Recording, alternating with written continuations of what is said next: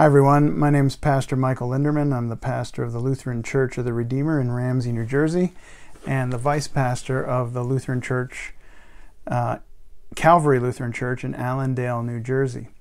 It's Wednesday, April 29th, 2020, and I am thinking about what good is coming out of this experience we're going through. It's been 6 weeks or more of COVID restrictions and social distancing and quarantine and staying at home. And there's things that we have been able to enjoy about, for some people, enjoy in what we're experiencing, but there have been a lot of bad things too. And so what is the nature of the good that's coming out of this, especially when we talk as Christians about that good? Paul has this famous verse in his letter to the Romans, chapter 8, verse 28. Paul says, "We know that all things work together for good for those who love God, who are called according to his purpose." Now we might ask, well, how is it that all things work together for good? The bad that we are experiencing right now is pretty clear. This virus is dangerous. It is dangerous for all humans in every society. It is something that brings on illness and can even lead to death. And in dealing with the virus, we've experienced economic hardship, and that seems to be something that will go on for some time. Many people have lost their jobs and lost income. They've been furloughed. They're having trouble with rent or food or insurance and whatnot. Social stress is also having an effect on us, especially for those who depend on social networks and face-to-face meetings and support networks. Students, patients, those in recovery are just some examples of those for whom this is a very stressful time, and dealing with it is not so easy. And they even find that their normal way of life has been endangered, and that's a bad thing for them. On top of it, you have the political turmoil that you see in the news every day. So when we think of what good, all things working together for good, in this verse that Paul talks about, we might be scratching our heads and saying, how is that possible? And certainly when we try and interpret such verses in the Bible, we don't want to sound like we're happy for the bad that people are experiencing because of the good that's coming out of it. I mean, there are ways to see good coming out of bad things. That we talk about the silver lining, or making lemonade out of lemons. Those, however, those good things are not the good of all things that Paul is talking about.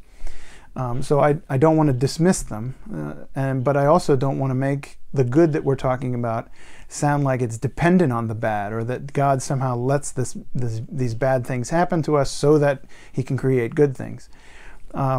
No, what we're talking about here, I think, and what Paul's trying to push us toward, is to see the good that all things in all circumstances are working toward, whether those circumstances are at the moment bad or are at the moment good. Whether they happen to be bad or good is relative to the good, the ultimate good that is that Paul is pointing us toward, and that's the good of God's identity for us, clarifying who God is in relation to God's creation and to us, so that we don't put anything on the same level as God, but see God as unique and the most honorable and important good in our lives. So everything working for good in this case is really everything working toward our being able to honor God as the most important thing, as the highest good of all.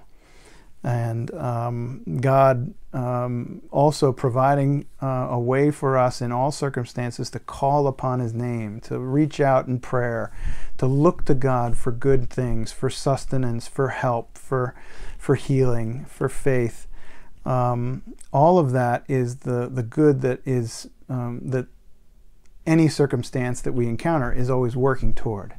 So that's the way to interpret this, and it should be one thing that I want you to think about while you're going through these times. For some people, you're experiencing a deep crisis right now because of the way things are going.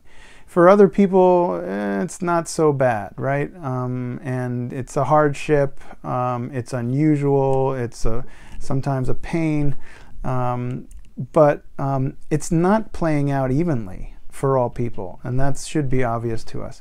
So the good here is not our day-to-day experience of, whether we have more time to sleep in the morning or something like that, or we're having more family time at dinner.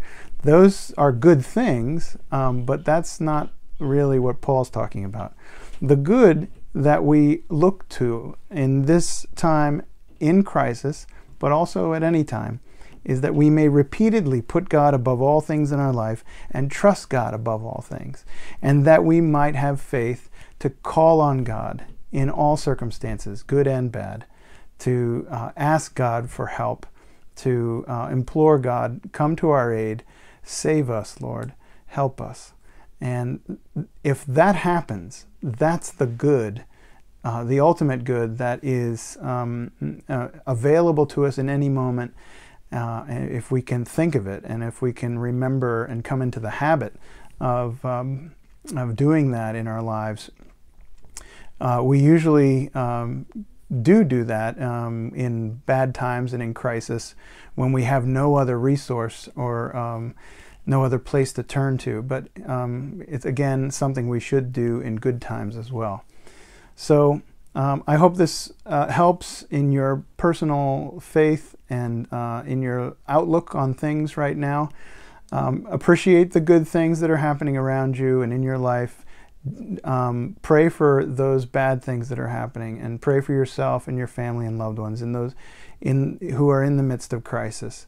But the good that's coming from any circumstance is always the good of putting God first and seeing God as God, and we simply as God's creatures dependent on God.